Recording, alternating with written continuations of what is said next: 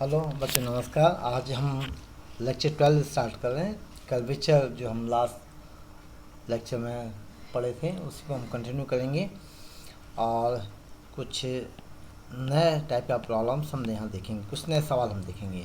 जैसे problem number 1, prove that, सिद्ध कीजिए कि दीर्घवृत्त x square upon a square plus y square upon b square equal 1 के लिए वक्र त्रिज्या rho equal a square b square upon p q होगी, जहाँ की पी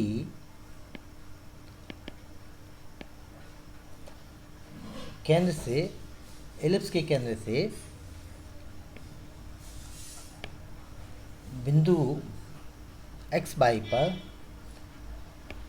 डाले गए लंब की लंबाई है।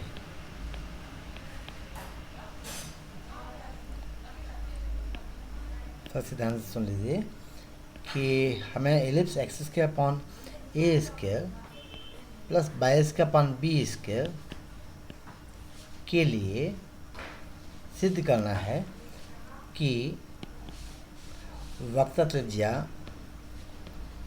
Rho equal a square into b square by p cube होगी। देखिए, आज जो भी सवाल लिखने में जितना लंबा दिखता है वो हमें उतनी ही ज़्यादा जानकारी देता है। जैसे आपको एलिप्स दिया है, आप एलिप्स ड्रॉ कर सकते हैं।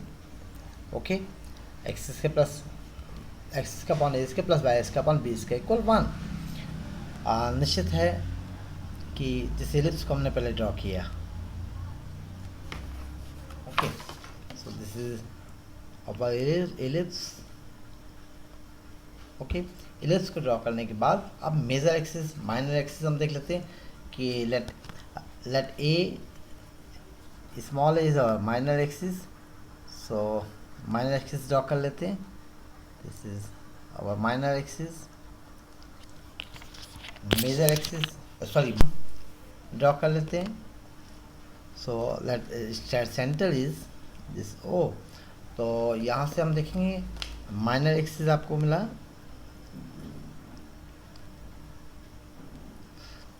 This is b and this a and 0 0 is our centre.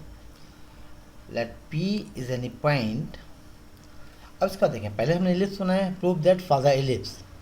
फिर से क्वेश्चन हम पढ़ते हैं, prove that for the ellipse x square upon a square plus y square upon b square equal 1। इतना हम रुके, यह हमने एलिप्स समझ लिया, एलिप्स हमने ड्रॉ कर दिया। इसके बाद ये कहते हैं P being the length of the perpendicular. P जो है लंब की लंबाई है, कहाँ से? From the centre 0 0 upon the tangent at P। Let this point x by is P। तो मान लीजिए ये पॉइंट आपका एक्स बाई है और एक्स बाई पर हम टेंजेंट ड्रॉ करते हैं। ओके, तो this point P is x by. इस टेंजेंट को थोड़ा सा हम और इसको लंबा कर दें, जिससे कि आपको परपेंडिकुलर ठीक दिखे यहाँ से। तो ओरिजिन O से 0 0 से इस पर परपेंडिकुलर ड्रॉ करते हैं। तो इस परपेंडिकुलर लेंथ जो है वो P है। मान लीजिए यह T, ओके, और आपका सेंटर है O। Then here OT equal small p। तो मेरे ख्याल से पहले हमें क्वेश्चन समझना चाहिए।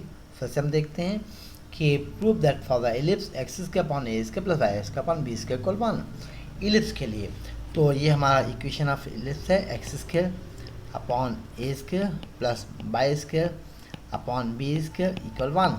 हमने माना कि ये हमारा सेमी मेजर एक्सिस है, अर्ध दीर्घ अक्ष है ए, और बी को हमने माना अर्ध लघु अक्ष है, सेमी माइनर एक्सिस है। तो डायग्राम बनाने के बाद जैसे इन्होंने कहा कि P being the length of the perpendicular from the center O 0 0, तो इलिप्स का सेंटर 0 0 लिया आपने। Upon the tangent eight x by को भी सेंट्रल पॉइंट लिया, जैसे एक्स बाई ये हुआ हमारा, इस एक्स बाई पॉइंट पर टेंजेंट ड्रॉ करना होगा, तो हमने टेंजेंट ड्रॉ की, और टेंजेंट पर एक परपेंडिकुलर भी डालना है, लंब भी खींचना है, तो हमने सेंटर ओ से या 0 0 से इस पी टी टेंजेंट पर लंब खींचा, मान लीजिए टी पर आता है ये, तो जो ओ टी लंबाई है ये है पी। तो मेरे ख्याल से क्वेश्चन अब हम लोगों को क्लियर हो गया है कि इस क्वेश्चन के लिए पी क्या है, तो पी भी हमें निकालना पड़ेगा कि टेंजेंट पर जो हमने परपेंडिकुलर ड्रॉ किया, तो आपने स्कूल लेवल में भी पढ़ा होगा कि किसी बिंदु की किसी सरल रेखा a x plus b y plus c equal 0 से लंब की लंबाई, उस पर डालेगी लंब की लंबाई कितनी होगी, इसको हम फिर से समझाएंगे आपको, स्कूल लेवल में आप समझें। तो हम आते हैं अपने क्वेश्चन पर। सॉल्यूशन हमारा स्टार्ट हो चुका है, लेकिन हमने अभी पहले क्वेश्चन को समझा है कि क्वेश्चन क्या डिमांड कर रहा है। ओके, तो आपका क्वेश्चन है एक्स स्क्वायर अपॉन सॉरी हम इसको कलर अपना फेवरेट कलर हम ब्लू ही ले लेते हैं, और okay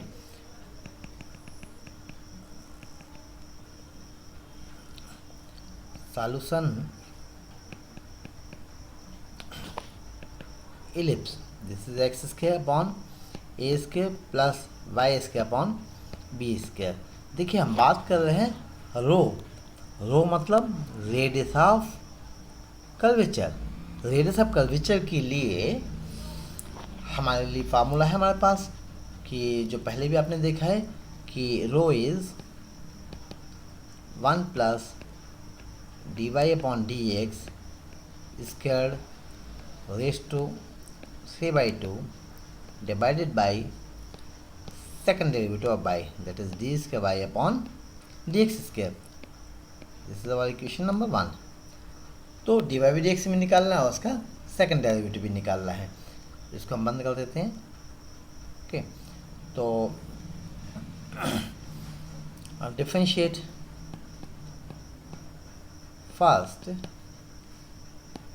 with respect to x, we have 2x by a square plus 2y upon b square into by function of x है, इसलिए इसका differential dy by dx equal 1 का derivative 0, so this implies dy upon dx is minus b square x upon a square Y.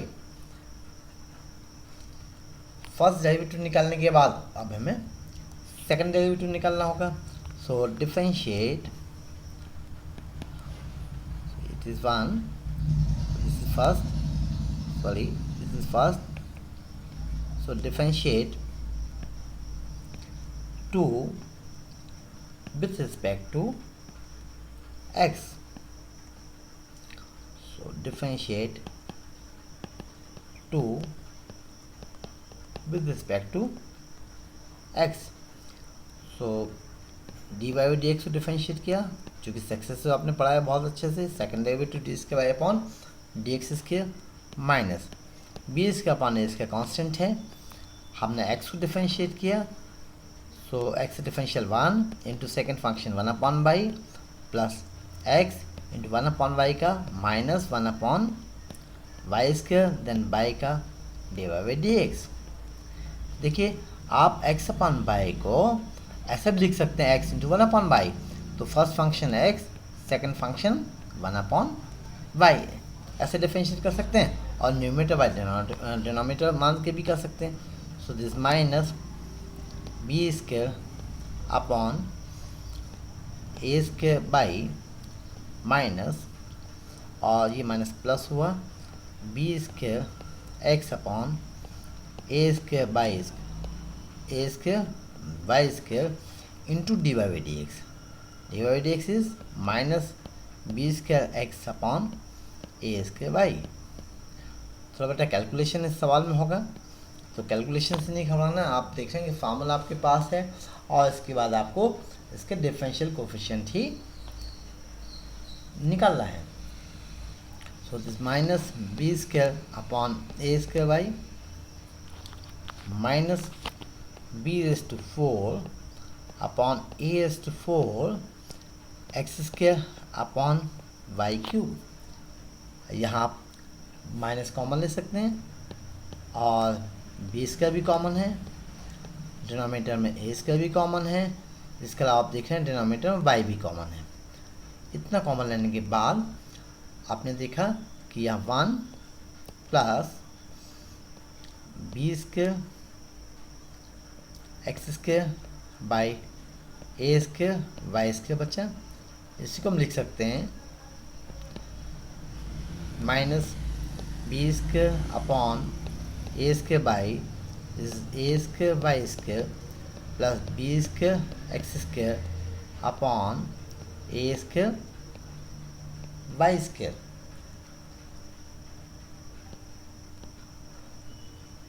Okay, अब आप यहाँ एक common देखेंगे बात कि this b square upon a as to 4 y cube.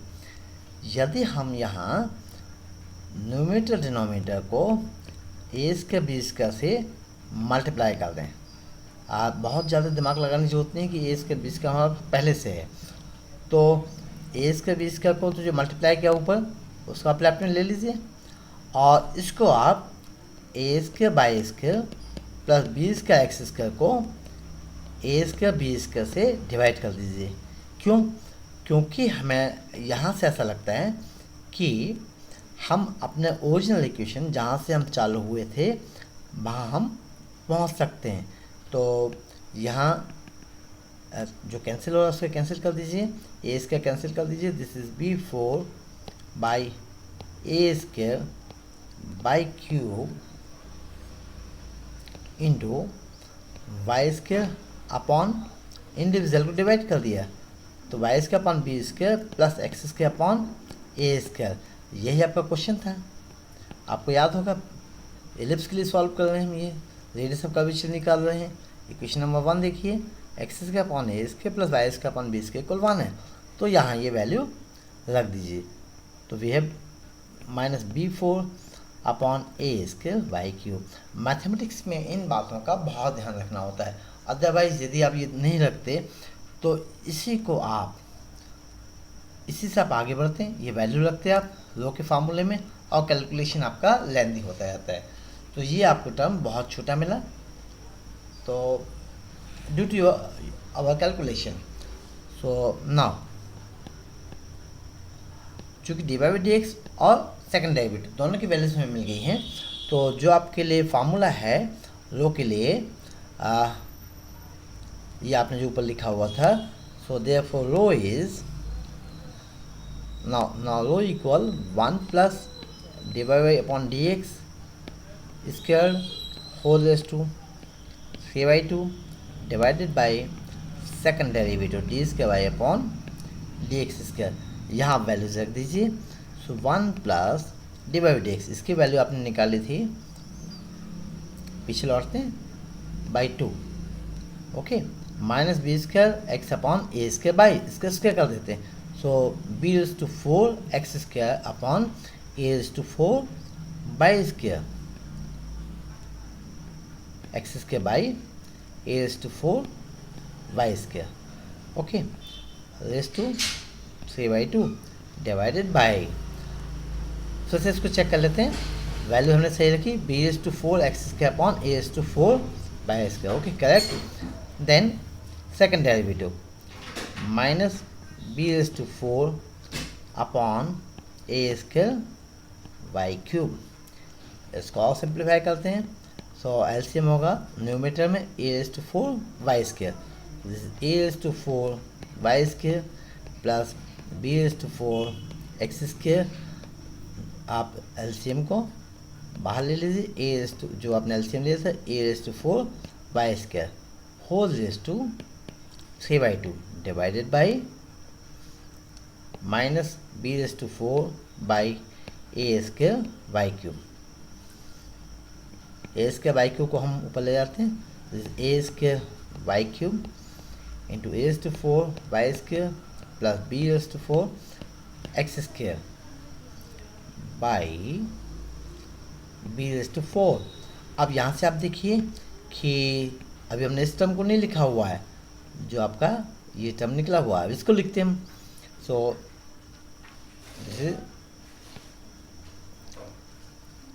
नीचे आएगा, so a raise to 4 y square whole raise to 3/2। So this is minus of a square y cube b 4 x square plus A4 y square. इसकी power हम लोगों ने यहाँ नहीं लिखी थी, this is power 3/2। This power calculation में छोटी छोटी बातों का ध्यान रखना होता है। दिस b रेज टू 4, इसको सिंप्लीफाई किया तो this is a raise to 6 into y raise to 3। सो ये आपको मतलब minus of b raise to 4, इसको अंडू कर देते हैं, b raise to 4 x square plus a raise to 4 y square raise to 3/2 divided by cube cancel हुआ, ये इसका कैंसिल कर दीजिए, this is a raise to 4 into b raise to 4। ये तो हमने अभी रेडियस ऑफ कर्वेचर निकाला फार्मूले से, लेकिन उन्होंने आगे कहा है, क्या कहा है फिर से हम देखते हैं कि P जो है लेंथ ऑफ परपेंडिकुलर है from the centre O to the tangent at P। Okay, तो ये लेंथ ऑफ परपेंडिकुलर कितना होगा ये हमें निकालना होगा। तो उसके लिए किस लाइन पर निकालना, टेंजेंट पर। तो इक्वेशन ऑफ टेंजेंट मालूम होना चाहिए। इक्वेशन ऑफ टेंजेंट किसके लिए, इलिप्स के लिए। तो अब हमारी नई बात यहाँ आ गई कि हमें पहले इक्वेशन ऑफ टेंजेंट लिखना होगा, तब तो लेंथ ऑफ परपेंडिकुलर निकलेगा। तो फिर से कहते हैं now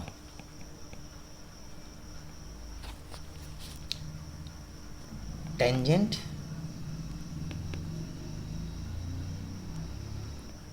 at x by for the ellipse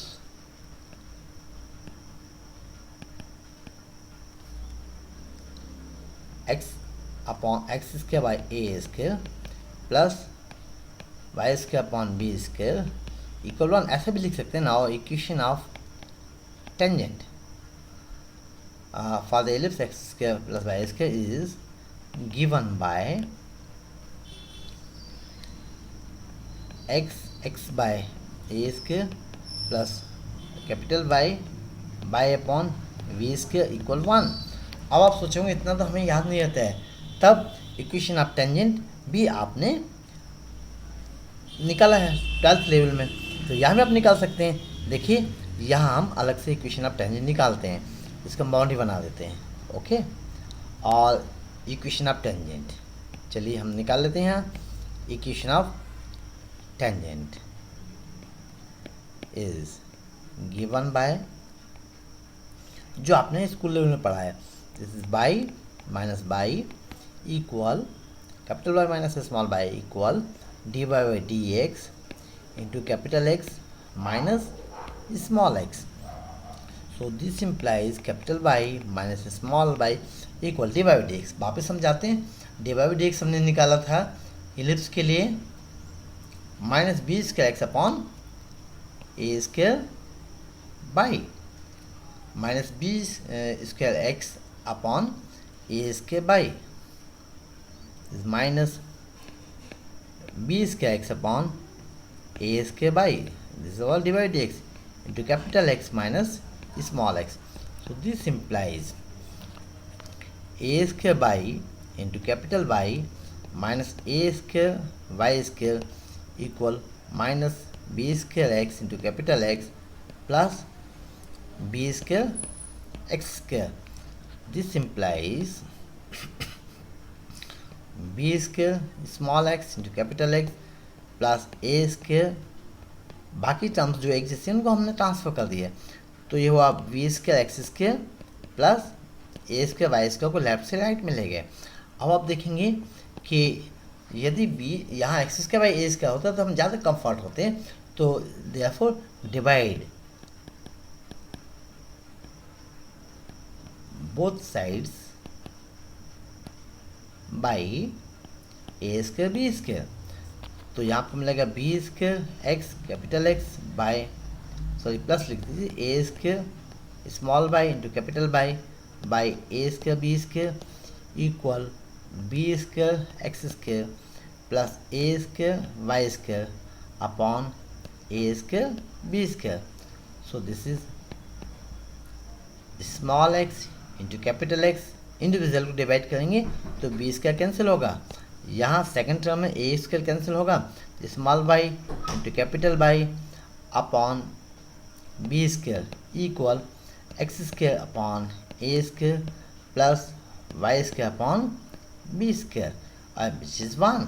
तो ये देखेंगे कि ये जो आपने इक्वेशन ऑफ टेंजेंट निकाला इलिप्स के लिए, और ये हमने यहाँ चूँकि मालूम था तो हमने लिख दिया, यदि मालूम नहीं है तो हम इसको निकाल सकते हैं। ओके, नहीं तो इतनी एक्सरसाइज आपको करने की ज़रूरत नहीं होगी यदि आपको इक्वेशन ऑफ टेंजेंट इलिप्स के लिए निकाल सकते हैं।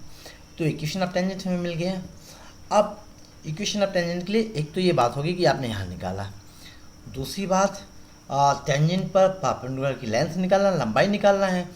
तो इसके लिए हम आपको फिर से बताते हैं कि दूसरी चीज़ जो यहाँ भी हम एक ब्लॉक बनाते हैं जो आपने स्कूल लेवल में पढ़ा होगा कि length of perpendicular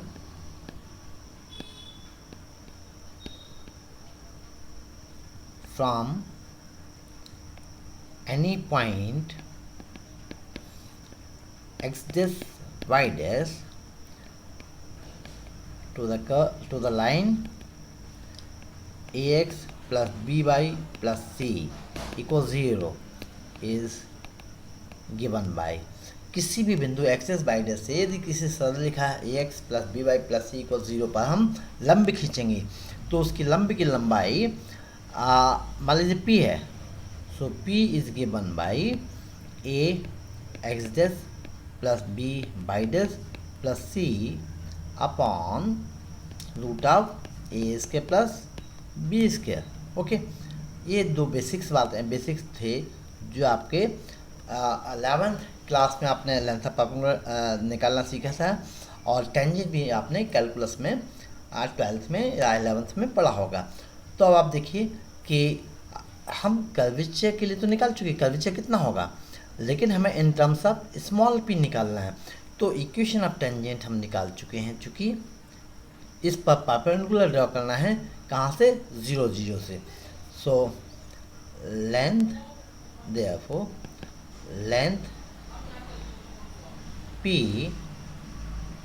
of perpendicular किस पॉइंट से खींचना है, आपके क्वेश्चन में दिया हुआ है कि हमें ये 0 0 से लेना है ना। ओके, सवाल वापस लौटते हैं। आप सवाल की लंबाई से मत घबराइए, आप बहुत सी बातें इसमें नई नई बातें सीख रहे हैं। तो length of perpendicular, length P of perpendicular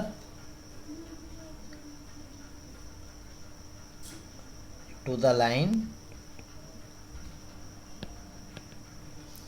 x upon a square plus by y upon b square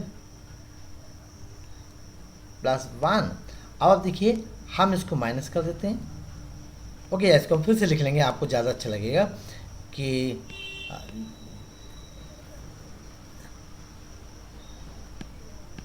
okay, so minus x upon a square into capital X plus minus y upon b square into capital Y plus 1 equal 0।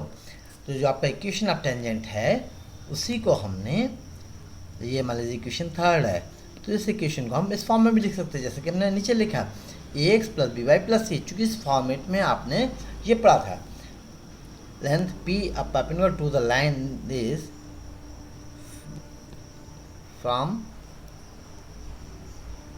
0 0। अब आप देखेंगे यहाँ axis virus की जगह क्या हो गया 0 0। तो लंबाई P सरल रेखा a x plus b y plus c, मतलब ये आपकी सरल रेखा minus x upon a square into capital x plus minus b upon by square into capital Y plus 1 equal 0।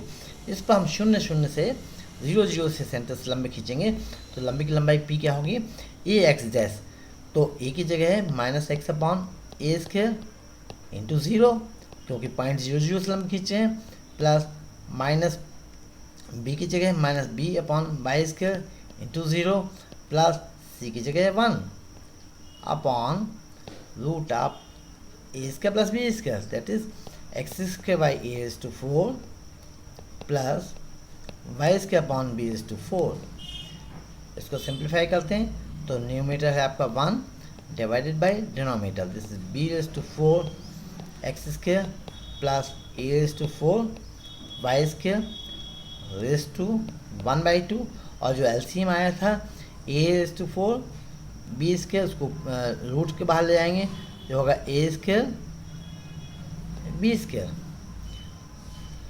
अब देखिए आपको जो टर्म मिल रही है यही टर्म जो है आपके रो के फार्मूले में आई है b4 x square, okay, b4 x square plus a4 y square whole raise to 3/2 है। तो यह हम कैलकुलेट करते हैं कि इसको हम लिखें this implies a4 x square sorry b4 x square plus a4 by square raise to 1/2 equal a square b square by p. दोनों को पावर हम दे दें, कितने की वैल्यू निकालना है, इस जो आपको ये फैक्टर है b raise to 4 x square plus b raise a raise to 4 y square, इसकी पावर हमें 3/2 चाहिए तो दोनों की पावर 3/2 दे दी, क्यूब ले लिया हमने दोनों साइड में, तो होगा a raise to 6 b raise to 6 by p cube. ये वैल्यू आप put this value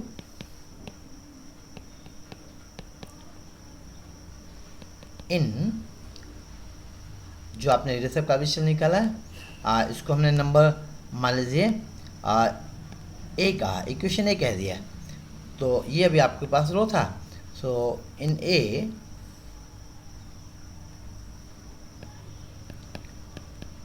we have rho equal, देखिए न्यूमरेटर था आपका, फिर से हम इसको रिकॉल करते हैं, यहाँ बताते हैं आपको कि न्यूमरेटर जो है इसकी वैल्यू अभी हमने निकाली और denominator a raise to 4 b raise to 4 with negative sign, तो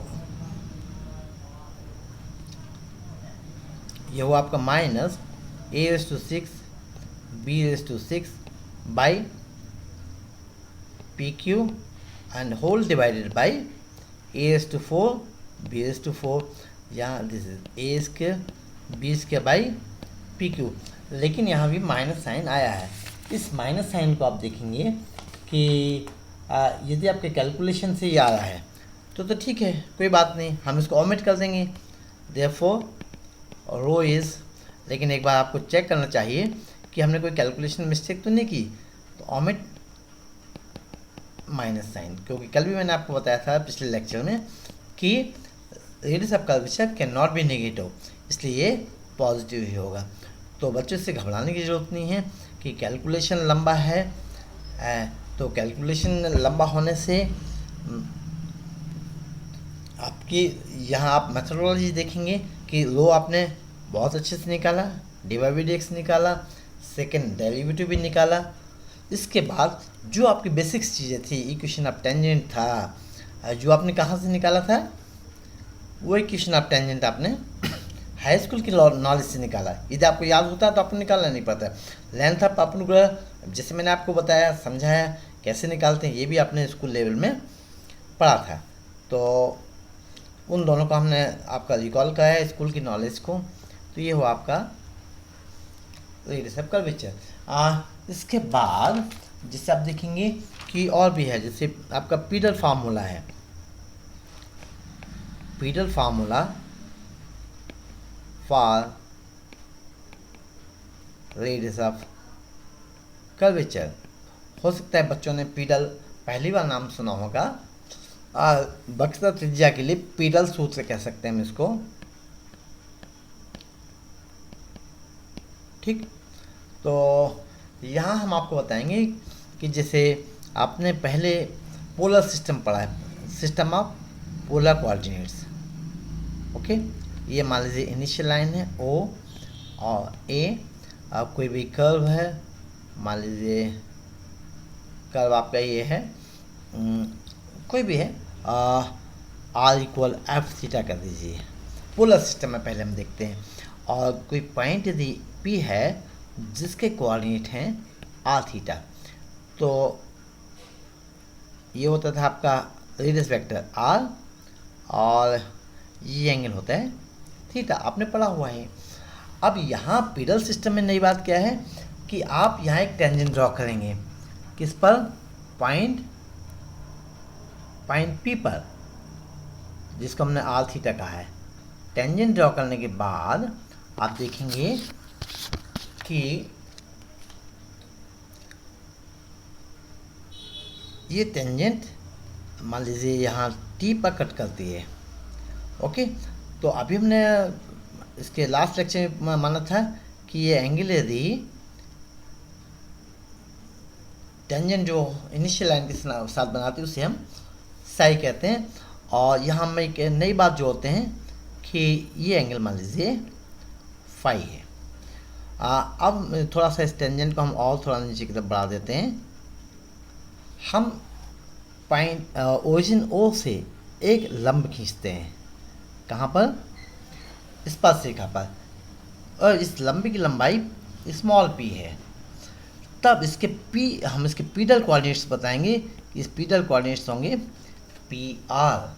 तो आप एक नया सिस्टम पढ़ें, जैसे एक्स वाई था, कार्टेशियन सिस्टम था, पोलर सिस्टम था, इसी प्रकार एक नया सिस्टम है ये पीडल सिस्टम ऑफ कोऑर्डिनेट्स हम इसको कहते हैं।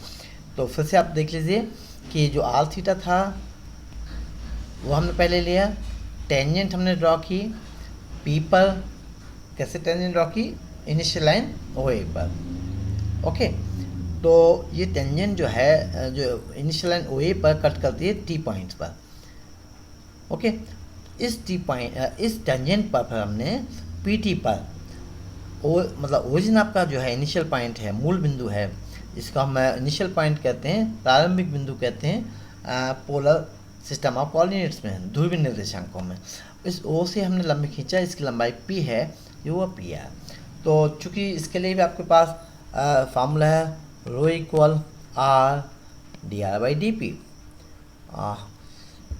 तो ये फार्मूला को हम यहाँ ड्राइव नहीं कराएंगे, और पोलर के लिए भी जो फार्मूला है उसको भी हम ड्राइव नहीं कराएंगे, क्योंकि मुझे लगता है कि टेंजेंट नॉर्मल्स जो आप स्कूल लेवल में पढ़े हैं वहाँ पर जैसे रिलेशन है r d theta by d r equal tan phi, ये आपने नहीं पढ़ा हुआ है, सॉरी टेन फाई, मतलब थीटा और फाई में रिलेशन ये, तो स्कूल लेवल में ये चूँकि नहीं पढ़ाया गया है, इसलिए हम इसके प्रूफ को यहाँ छोड़ते हैं। तो इसके लिए हम प्रॉब्लम्स जरूर करेंगे। कुछ प्रॉब्लम जैसे कि फाइंड रो, आज का हमारा problem number 2, find rho for p equal, और दूसरे क्वेश्चन ले लीजिए r cube equal 2a p square, इसे हम पीडल इक्वेशन कहते हैं। So let it number 1, so differentiate first with respect to p, okay। So we have 3r square dr by dp equal to a into 2p, so this implies r dr by dp equal 4ap upon r into 3। मतलब यहाँ r square है इसलिए हम केवल एक are ले गए, इसलिए एक आर ले गए क्योंकि r d r by d p क्या है, radius of curvature. So this implies rho equal 4a upon 3r, p की वैल्यू रख दीजिए आप, पी क्या है, r cube by 2a whole raise to 1/2, equation 1 से निकाला हमने।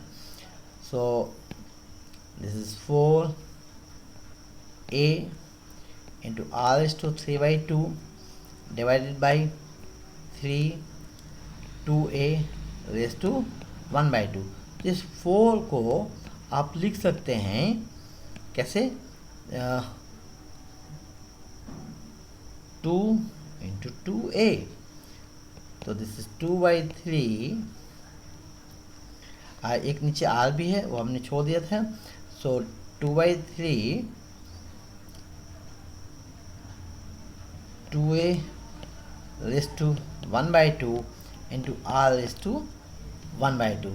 So this is 2/3 root 2ar।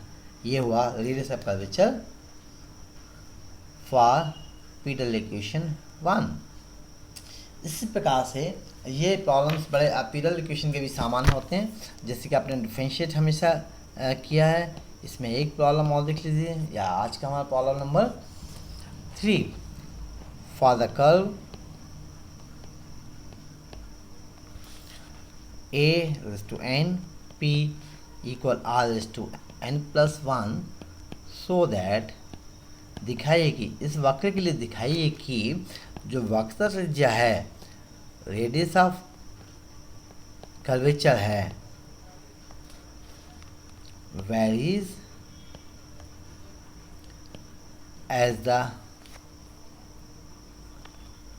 Varies, हमें इन्वर्सली भी यहाँ कहना चाहिए, varies inversely as the n-1 power of the radius vector that is r। तो radius of curvature varies inversely भी कहना चाहिए हमें। ओके, तो आप देखिए इसका सॉल्यूशन हम देखते हैं कि a raise to n p equal r raise to n+1। यहाँ अभी पिछले क्वेश्चन में भी हमने r को डिफरेंशिएट किया था विथ रिस्पेक्ट टू p। इसको डिफरेंशिएट कीजिए, differentiate with respect to p। So we have a raise to n into 1 equal n+1 into r raise to n+1 -1 into dr by dp। So this implies dr by dp equal a raised to n by n+1 into r raised to n। Sorry, ये r raised to n कहाँ होगा, denominator में होगा।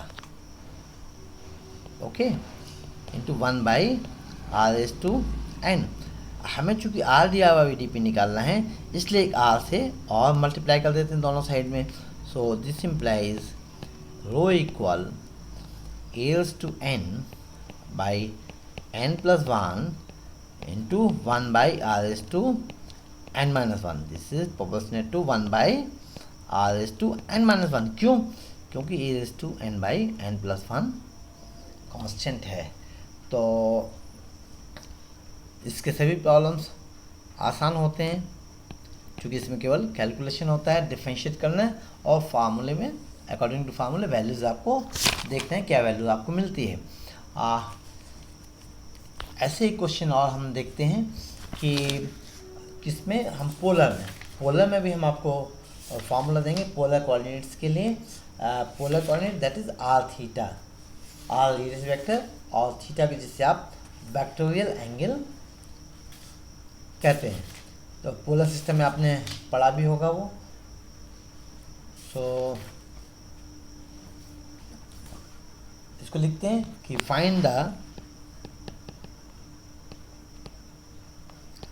Radius of curvature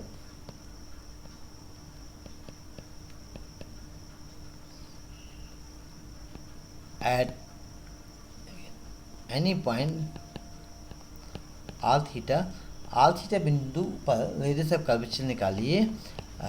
वक्र r raise to n equal a raise to n cos of n theta. Solution आप देखिए, आप are theta आ गया, तो ये चौथा सिस्टम हो गया जो हमने पिछले डायग्राम में आपको पीरल सिस्टम के साथ बताया था। तो पहले आप देखेंगे कि इसको हम नंबर 1 दे देते हैं कि पोलर सिस्टम में रो के लिए फार्मूला है r² plus dr/d square whole raise to 3/2 divided by, oh sorry इसको अनडू कर देते हैं, divided by r², sorry divided by r² plus 2 times dr/d square minus r/d square. तो आप देखेंगे कि ये है रिलेटिव कर्वेचर के लिए फार्मूला जब आपका इक्वेशन r में है या पोलर इक्वेशन है। तो equation 1 can be written as, इसको देखिए हम इस प्रकार से भी लिख सकते हैं, यदि यहीं से हम डिफरेंशिएट करने लगेंगे 1 के लिए, भाई dr/d निकाल सकते हैं, भाई डिफरेंशिएट करेंगे विद रिस्पेक्ट टू थीटा मिल जाएगा, लेकिन डिफरेंशिएशन लंबा होगा। सो हम इसे पहले लॉग ले लें, log of r⁴n is log of a⁴n into cos and theta। Okay, so this implies n log r equal log of a⁴n, that is n log a। हमने अपने फर्स्ट सेकंड लेक्चर्स में ये हमने cos की log की property की बात भी उस समय की थी। So cos of plus log of cos and theta। Now differentiate with respect to theta, क्योंकि नंबर 1 को हम सीधा डिफरेंशिएट कर लेते थे तो ये हमारा कैलकुलेशन लंबा होता है। अब हम इसको डिफरेंशिएट करने की पोजीशन में आ गए हैं। So we have n log r का 1/r इंटू dr/d। चूँकि n log a कांस्टेंट है इसलिए इसका डिफरेंशियल 0 होगा। log cos थीटा का 1/cos n थीटा और cos n थीटा का minus sine n theta. Okay, तो इंटू n थीटा का differential n, so this implies dr/d equal minus r sine n, oh sorry minus r tan n theta. चूँकि n cancel हो गया दोनों side से, अब चूँकि हमारे फार्मूले में सेकंड डेरिवेटिव भी है, देखिए आप सेकंड डेरिवेटिव भी निकालना है। डिनोमिनेटर में दिख रहा है r², नहीं sorry minus r/d²r/d²।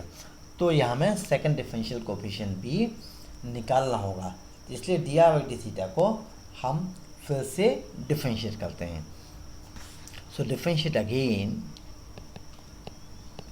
with respect to theta। So we have d²r/d²। अब ये प्रोडक्ट ऑफ टू फंक्शंस है, तो चूँकि थीटा के रिस्पेक्ट में कर रहे हैं तो पहले हम tan थीटा को कर लेते हैं कि sec² n theta into n minus अब tan n theta first function जिसको हम डिफरेंशिएट कर चुके हैं उसको जो को तो लगते हैं और r को डिफरेंशिएट करते हैं। सो dr/d। यहाँ वापस फिर आप वैल्यू रख दीजिए, इसको nr लिख लेते हैं माइनस dr/d की वैल्यू r tan थीटा, ये होगा आपका plus r tan² n theta. अब देखिए एक वैल्यू आपको sec में मिल रही है, दूसरी वैल्यू tan में मिल रही है, लेकिन हमारा क्वेश्चन स्टार्ट हुआ था cos n थीटा से, इसलिए सभी की वैल्यू हमें cos n थीटा और sec n थीटा, ये तो चूँकि अपोजिट हैं एक दूसरे के, तो हम इसको sec n थीटा के फॉर्म में इसकी वैल्यू हमें लिखना चाहिए। So minus r sec² n theta plus r और tan² theta, this is sec² theta minus 1। Okay, तो आपको यहाँ मिला कि minus n plus 1 into r sec square n theta minus r. This implies minus r d square r by d theta square equal minus r से multiply कर दिया तो ये होगा n minus 1 into r square sec square n theta plus r square. Okay, तो ये values मैंने minus r से क्यों मल्टीप्लाई कर दी, चूँकि फार्मूले में ये टर्म जो है माइनस के साथ आती है तो हम यहाँ वैल्यू रखने में आसानी होगी. Therefore now substitute these values in the formula of rho. तो लो का फार्मूला क्या है, r square plus d i by d theta whole square, और d i by d theta की वैल्यू आपने निकाली थी this is minus r tan n theta, तो ये आपको मिलेगा plus r square tan square n theta whole raise to 3/2 divided by undo करें divided by are square plus 2 d r by d theta square, इसकी value यहाँ रख दी minus r d square r by d theta square, ये value ऊपर ही लिखी हुई है. This is plus r square plus n minus 1 r square sec square n theta. आप देखेंगे न्यूमरेटर में आर स्क्र कॉमन है, अब बाहर ले जाएंगे तो r square raise to 3/2 1 plus tan square n theta raise to 3/2. Denominator को थोड़ा आसान बनाते हैं. डिनोमिनेटर में आप देखेंगे कि 2 टाइम्स आर स्क्र है और आप नीचे टेन स्क्र थीटा है, तो टेन स्क्र थीटा को फिर चेंज कीजिए. आप किस में चेंज करेंगे, सेक स्क्र एन थीटा. चूँकि पूरा प्रॉब्लम हमारा सेक स्क्र के फॉर्म में आ रहा है तो कैलकुलेशन में आपके आसानी होगी. Plus n minus 1 r square sec square n theta. This is r raise to 3 1 plus tan square that is sec square. Okay, whole raise to 3/2 divided by. अब यहाँ से सभी जगह से आर स्क्र कॉमन है, आर स्क्र को common ले लीजिए आप. So we have 2 plus 2 sec square n theta minus 2 plus n sec square n theta minus sec square n theta. Okay, तो आर स्क्र कैंसिल कर देंगे डिनोमिनेटर से. Numerator is sec cube n theta by ये 2 भी cancel हुआ और ये n sec square n theta और यहाँ से 2 सेक स्क्र एन थीटा एक 2 बार है, यहाँ एक बार है, तो आप देखेंगे ये हुआ n minus 1 sec square n theta. Okay, so this is r. अब यहाँ से आप देखेंगे कि कॉस एन थीटा की वैल्यू भी हम रख सकते हैं.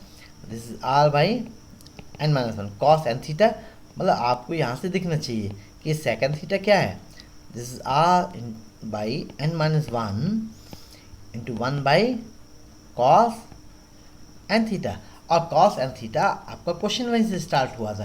क्वेश्चन कहाँ से स्टार्ट हुआ था कि r is to n equal a is to n cos n theta, तो कॉस एन थीटा की वैल्यू रख दीजिए r is to n by a is to n n minus 1 by r is to n by a is to N.